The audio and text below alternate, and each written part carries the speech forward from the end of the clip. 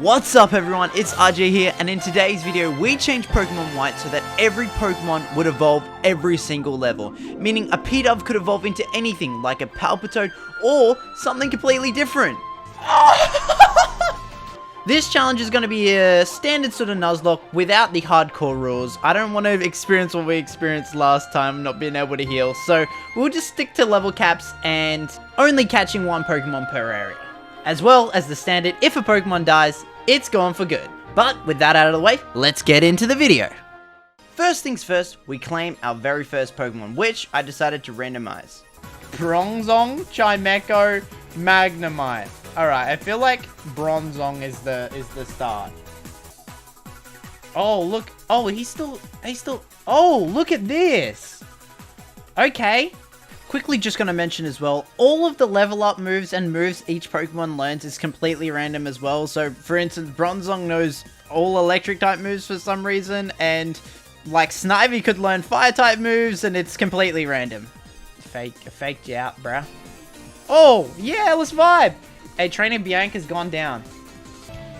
We're getting out of this joint. Okay, kids, let's blow this joint. Fucking meow. Okay, encounter. So this we have to catch. I'm scared that Bronzong will kill. So I'm pretty sure it's guaranteed captures in early stages. So if I just throw ball, it should catch. But I don't know. I guess we will find out. Psych! No, evidently it is not. But well now we know. Now we know. We only have 4 balls though. Hey, Lillipup was caught. Let's go. RJ's balls are heavy, but on the surface he looks calm and ready to evolve my guy. You really do. Oh no, Lillip.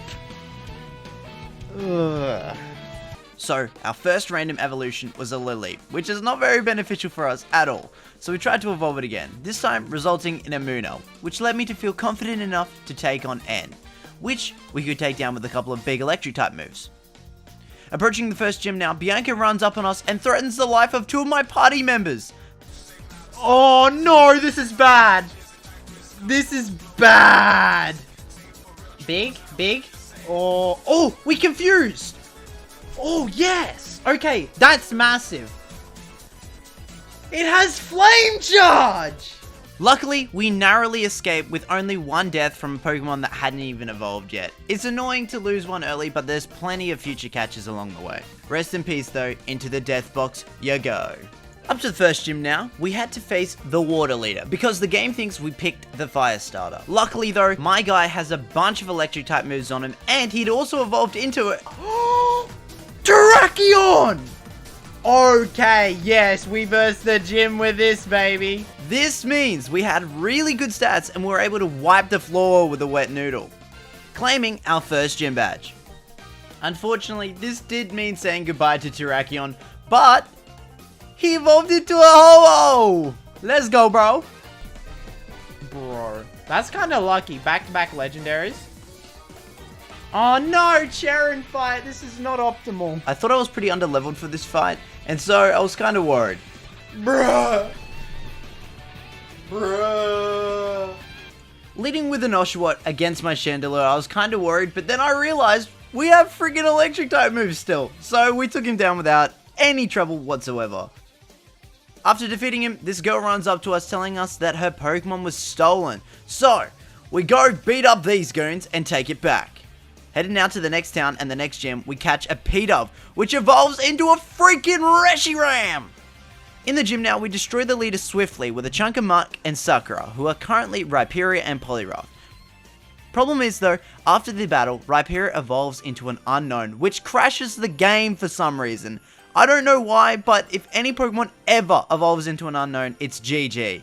And so, we had to re-attempt the gym, but make sure it did not evolve. Moving into the forest now, we gotta take down some more Plasmat suits. And after we do that, we get to move on to the goddamn Arizona Bridge, yeah? Hey, look at this view. Hey, it's Brooklyn. Wait, New York. It's New York! Who you kidding, huh? Crossing over the Arizona briefcase under the bridge, you know? Sky Arrow Bridge, we're going over the briefcase. Who you kidding, huh? Before we can challenge the next gym though, these goons get in our way again. Don't these guys know I'm trying to complete a challenge here? Gym leader, bruh, is next to fall on my sword. Going into this gym with a Darkrai and a Jigglypuff who had just learned V-Crate, we were able to absolutely V-dominate all of these pitiful bugs. Who would be a bug-type primary user? So dumb. Bugs, cat, ew. Alas, we claim our third gym badge and we're moving on. Arriving in Nimbasa City now, the place with the giant Ferris wheel, we go on a date with our boy N, who tells us he is in fact the leader of the people who are trying to take everyone's Pokemon, except they're doing it to free them from slavery or something. I don't buy it, as this man proceeds to fight me with Pokemon himself. Alas, it's time for Gym 4. Elisa, I don't know, is a hassle and a half, let me tell you. With a Emolga who likes to spam Volt Switch, it is so hard to take her down. All she does is Volt Switch in Emolga, swap, deal damage, heal up, Volt Switch, use a second Emolga, Volt Switch again, heal again. Very carefully though, we managed to make our way through this fight, and we didn't lose any Pokemon. Great stuff. Now we get to go over another briefcase bridge, well it's not really a briefcase bridge, but a bridge, and go into the town known for one of the best bops in the whole franchise. To the Driftvale City, baby.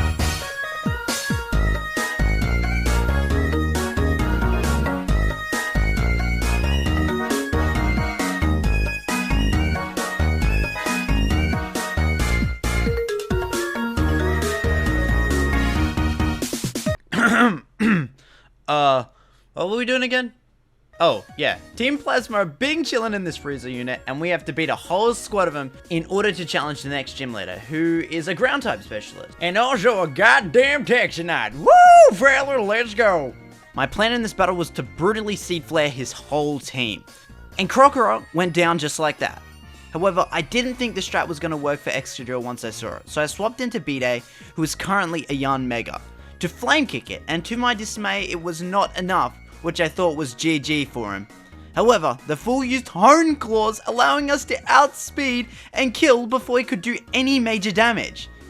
Next up was Palpitoad, and with an easy Seed Flare, it was all gone. Game, set, match for our man Clay. But Bianca could not let us have our win, running up on me when I least expected it, KOing our boy Lil Kyle out of nowhere. He had the potential to do big things in the future. Fuck's sakes, Bianca, why you do this to me? We roll the rest of our team though and push into Chargestone Caves, where the evil girl follows us, but we also encounter N, and after yet again defeating him, we make our way into the next gym, which really does not seem very safe at all. Bruh. Fast as fuck, boy. Oh man. I don't think you have any idea how fast I really am. And with that, it's battle time. Skylar is a flying type specialist, and I had come very, very prepared looking at my team, which had pretty much exclusively counters at this point. Lucky, I guess. Snoop Dogg, great name. It makes sense since he was originally a Herdier when we caught him. Also had Rock Wrecker, which decimated not only Swoobat, but also Swanna, although she came very close to taking me down with only 8 HP left. Oh, he hangs on! Get in there! Swapping into beats now, we were prepared to take on Unfezant. We did have a lot of immunity here, but we also had Volt Tackle, which allowed us to take him down with no sweat. Let's go! Big man, let's go! See ya never! See ya never, Unfezant, man! And with that, we claim our next gym badge. Trekking through the mountain now, and after capturing some things along the way, we break into the next city, which is home to the Ice-type gym leader. There's no time like the present to find him, so let's get right on into it. Leading with an Ice Cream that I did once have, I lead with my Big Chad Wailord, which for some reason has Fire Fang. Let's go.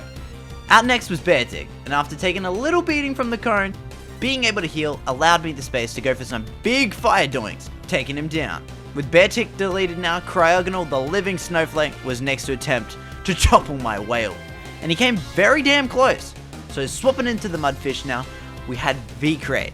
This wasn't enough though, and with him very weak, we send in the Water Monkey, who Blaze kicked the dude into literal shards.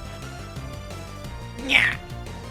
Which, you guessed it, secured us badge number 7. Also, Barboach evolved into a goddamn legend himself, Arceus. While we're here, got this point to interject and let you guys know that I will be streaming Legends Arceus on release date, so come check that out. And I've also got some really good video ideas planned for Arceus, so make sure to follow the channel. You do not want to miss them. Upon leaving the gym, we head towards Gym 8, but instead we get thrown into some more plot stuff, which leads us up to the top of this tower. We had to battle a bunch of goons along the way, but now that we're here, basically N flexes on us with some really cool Blue Eyes White Dragon. No, not that one. Yeah, that one. And he tells us basically our princess is in another castle. So we head off to World 2, the Sand Kingdom, where we do in fact have to clear a bunch more goons. To be told yet again, it's in another castle. And so, we set off for World 3. Only for this old lady to drag on about this dragon orb thing. Get it? Drag on about the dragon? Doesn't matter. We claim this black orb. Who knows what it's for, because I wasn't really paying any attention. These guys really should learn how to condense the topic down into something a bit more digestible. Like how I do it in these videos. Like, come on, bro. Anywho, finally it's time to push on towards Gym 8, when the soul sucker Bianca yet again rears her ugly head, and takes yet another one of my Pokemon. This time, it's my other nut. But thankfully, with the power of God, we took it down, for hopefully the final time. Wait, Now we can go into Gym 8. Oh, for fuck's sakes, yet again we're stopped by more boring plot stuff. Mentira! Do I dare say it? After we clear this, we head towards Gym 8 again. Oh, wait, we actually made it? Nice. Okay. Woo!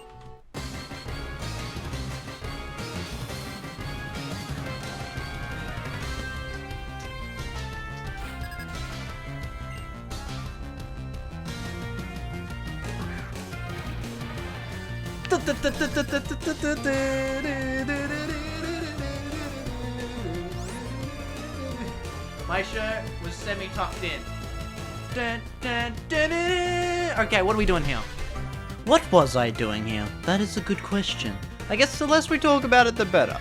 At this point, we have 2 legendaries and 4 almost baby Pokemon at our disposal. Funnily enough though, our Teddiursa did manage to take down the first mon. We swap into Bide, who is now a Registeel, who knows Roar of Time. Yes, epic, I know. He isn't able to one-shot the Druddigon though, but on the next attack he goes down. Next up is the Axemouth Smashmouth itself. So we swap into Lumineon, who knows Blizzard.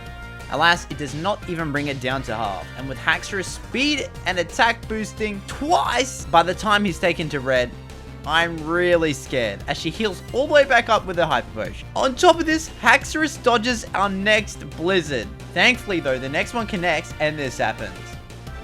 No, that's not a high roll. Yes! Big freeze! Big freaking freeze! Let's go! Anticipating Iris healing him again, I go first for the Vital Throw, but unfortunately on turn 2 when I go for the kill, Haxorus breaks out and takes down Lumineon. Rough stuff. We send back our Bide now, who does manage to finish the job, as the silly dude just dragon dances again. And although we claimed our 8th gym badge, things were about to take a turn for the worse. Shit! Okay, this is not good. I don't think we're prepared for a Cheren fight, considering how weak we are right now. But alas, we are gonna have to do with what we've got. Oh, how right I was. Cheren here basically destroyed my entire team. First of all was Horsey, just prior to the battle. Next to go was Shang-Chi, after of which was Fetus, who had just been so useful to us. He copped a high kick to the face. Brutal. Up next to the chopping block was indeed Chad, the once great Wailord who tore through the 7th gym. Go on. This Samurott, with its leftovers, was tanking everything I could throw at it, until Bide came in and finished it with a Roar of Time. Just. We send in Pepsi now to try and deal with the rest of the squad. The Lapid went down, but not before it landed a burn on me. I sent out Bide next, and I tried to take out Semi-Seal with Surf, but before I could, he was also struck down. Leaving only Pepsi. He barely lives the Secret Sword and manages to just take out the Semi-Seal, leaving me with nobody but Pepsi. And I don't even like Pepsi. I'm more of a Coke guy, you know? Now, I haven't been showing off a lot of the pointless deaths along the way, but I'll tell you now, we had already burnt through almost every single mon we could. So we only had enough for 5 members in our team, so we trained everyone up and we pushed forward. But we were here. We were at Victory Road, and it meant us getting 2 more catches along the way. This next catch did cost me a death though, so we pretty much just traded 1 for 1. All that was remaining was 2 more catches for the rest of the game.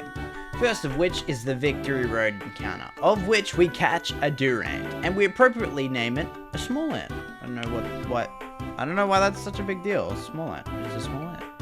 Annoyingly though, it evolved into an unknown, crashing our game. So I decided to allow a recapture, only for it to die moments later. So after all that effort, we run with 5 mons into the Elite Four. This was going to be a challenge. But it was time to begin the Elite Four challenge. These dudes are definitely no pushover, let me tell you. Our team is now comprised of a Lugia, Jolteon, Golbat, Rampados, and Licky Licky. This would obviously change as we went through though. First up is Marshall, a fighting type specialist. We did have a few counters at this point for him though, so it was a good place to start. Leading with throw, I had a perfect counter in Lugia, who I knew had Brave Bird. Almost one-shotting it, it healed up, and so we go for another to lower it down again. After I elect to just Fire Blast it, and luckily it's enough to kill. After which is Sork, on these, which cops a big Fire Blast. Luckily though, he misses a Stone Edge that surely would have been fatal to us, allowing us 1 more turn to kill it. Next up is Conqueror, which I think is too risky to keep Lugia in on, so we switch to Golbat. Chet returns. After healing up our squad, Chet manages to barely survive a Stone Edge, allowing us the chance to completely turn this battle around and Aero Blast this boy into pieces. Crit or something.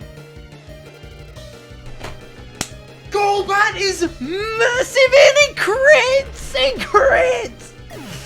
Finally is Mienshao, who goes down without too much trouble thanks to Lugia. 1 down, 3 to go. Next up is the Ghost Lady. Leading with the Gothagrigus, we lead with our Rampados, and we go for Fly to try and dodge a protected Will-O-Wisp, and it pays off, only for us to be burnt next turn anyway. But we got some damage. I like to switch into Fork Knife, our normal type, predicting a Ghost type attack, but it used Psychic instead. We got it down to red, and I chose to switch into Chet again, who knew Night Slash, which turns out would be actually massive for this battle. Next is Chandelure, who burns practically my whole team. Twice!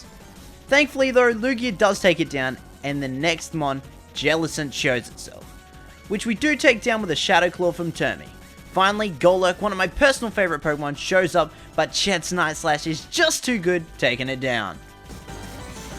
Oh. A few of our mons had evolved by this point. Jolteon was now a Sudowoodo, and Fork Knife was now an Electrode. But it was time to get onto number 3. Grimsley was a Dark-type user, and so I was kinda scared for Lugia. Alas, since his first Pokemon was a Scrafty, we were able to pretty easily take it down with a Brave Bird. Next in was the Big Shades Crocodile, who Chet barely survived his encounter with. Liepard went down without a problem, and then the real problem reared its ugly head. I really did not have a lot of options for Bishop, but somehow we made it work. Swapping into Sudowoodo, we survive a Metal Claw barely and get off an Earthquake, which took him to about half. I decided to heal Termy, praying he uses a different mood, and he does, giving us space to get off a second E-Quake, barely securing us the win. Still with no dead mons. Sadly, we had to say goodbye to almost the whole team, who had evolved into Ferrothorn, Meganium, Rapidash, and Primate respectively. The final Elite Four member was a Psychic Specialist, and it was apparent that we must have saved the hardest to last, also considering our team was a bit weaker. Leading with the Living Fetus, we go for a Night Slash, which almost takes it to half. We tank a Focus Blast and get a high roll knocking it out. In next was Sigalith, who stood no chance to Rapidash's Shadow Clawing it. Musharna in next, and after taking 2 well-timed Shadow Balls from Meganium, it went down. Last but not least was Gothitelle, who we managed to get to almost half again with a Night Slash. We just had to tank 1 more Psychic, which we barely do, and get off a high roll Night Slash, which we do! 2 high roll Night Slashes in a row, giving us our final dub. Time for the champion. Or not. As we approach the champion's room, Aim confirms that he'd already beaten Alda, becoming technically the new champion. This giant castle somehow then bursts from underneath the Elite Four. I'm not even going to try and explain or understand how the hell this happens. It literally makes no sense. It's obvious enough though that Team Plasma had one final plan in place, and so we had to foil it by following N into his castle, and we find him at his throne. But first, the Darkstone transforms into a... Sunflora? What the hell? I was so hyped for our Zekrom and thought this would really help us, but turns out when I randomized the starters, I also randomized the legendaries somehow and completely forgot. So we caught it anyway and named it Not Zekrom. Fitting name, I think. Alas, our final team now was Sunflora, Camerupt, Wishcash, Ferrothorn, Ludicolo, and a Mewtwo. Yes, we did in fact get a Mewtwo as one of our final evolutions, which is actually epic as we missed out on a legendary this time anyway, so it kind of balances out, I think. And so, the battle commenced. First out was the Blue Eyes White Dragon, who went down very easily thanks to 2 Equakes from Termi. And from him using Fusion Flare on a Water Ground type. I thought this man was meant to be strong. Next up was Kling Klang, who we had type effectiveness against. The only move it could use against us was Hyper Beam, which allowed us the space to kill with 2 more Equakes. Next up was Zoroark. But with Mewtwo at our disposal, we were able to take it out with a big Vital Throw. Up next was one of his 2 Fossilmons, who was very weak to our Flash Cannon Ferrothorn. Vanilluxe out next, I swap back into Mewtwo, who lands his Fire Blast, melting it completely. The second fossil out now, we lower its health thanks to Camerupt, who barely survives in Acrobatics, which I did not anticipate to do that much damage. We're forced to then swap into Mewtwo now, who tanked the hit and got off the final Shadow Ball of the fight, taking down Archeops. Completing our Random Evolution Challenge! Oh, wait, there's more? Shit, so close. So turns out that dude wasting all of our time with all that plot stuff, you remember him? Was a really bad dude. And now it's up to us to put a real stop to Team Plasma. Nonetheless, the final battle truly begins now. Leading with the Coffagrius, we lead with our Wishcash. Not an optimal choice, but I didn't get a chance to switch my Pokemon. Sadly, he does get poisoned and goes down to a Shadow Ball. Ripperoni. So we swap into Jolene, our Mewtwo, and finish it off. Up next is a silly Bishop, who is quad weak to Mewtwo's Vital Throw. Almost one-shotting it, I attempt to finish it off, and Bishop goes for a Night Slash, which leaves us with only 10 HP. Thankfully, we hold on though, and took it down. Electros was next in, and my plan was to heal Mewtwo back up and use Pepsi to stall it out.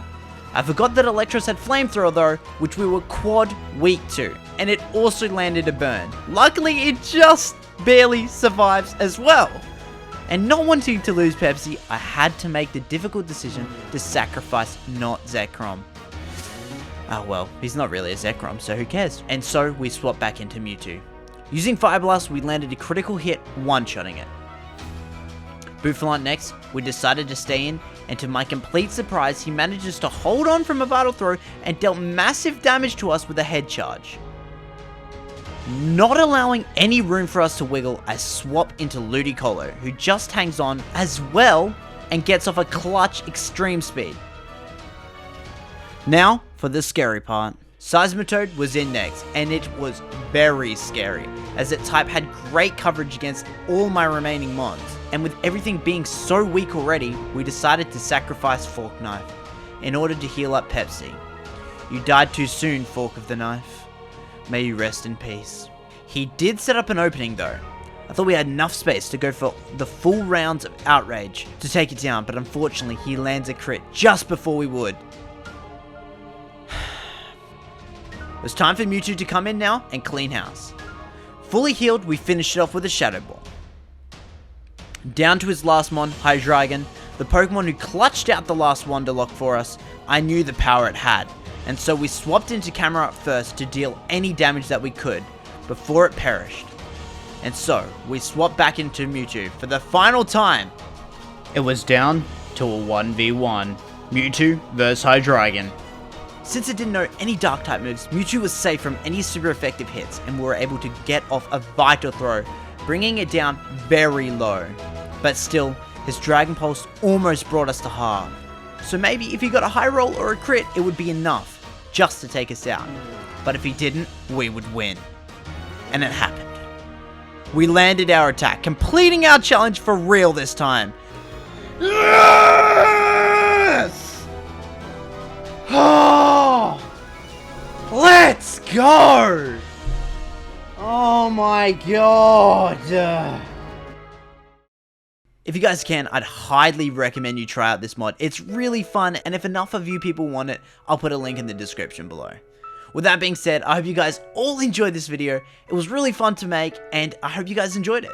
If you did, make sure you hit the like button and let me know in the comments, because I'm always trying to improve. Next week, I'm attempting my first ever monotype hardcore Nuzlocke playthrough of Pokemon Brilliant Diamond, with only using electric types. So check back in for that next time. Have a great day and stay safe. See you later.